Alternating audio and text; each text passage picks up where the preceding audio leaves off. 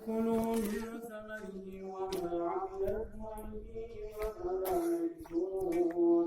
سبحان الذي خلق الأزواج كلها مما تنبت الأرض ومن أنفسهم ومما لا يعلمون.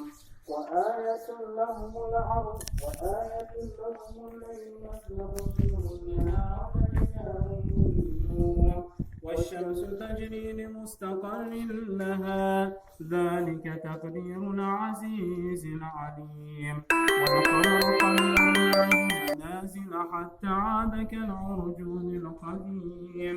لا الشمس ينبغي لها أن تدرك القمر ولا الليل سابق النهار وكل في فلك يسبحون. وآية له أنا حملنا ذريته في الفلك المشحون وخلقنا لهم من مثله ما يركبون.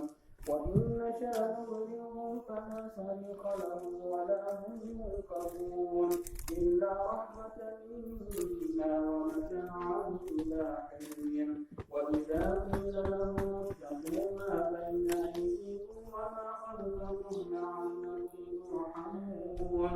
وما تأتيهم من آية من آيات ربهم إلا كانوا عنها معرضين.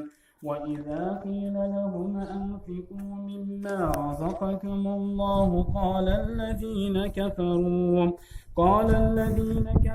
للذين آمنوا ونطعم من لو يشاء الله وسعنا إلى أنفسنا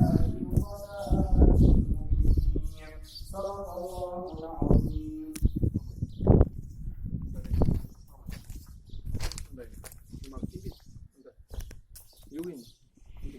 Ini saya duduk di sini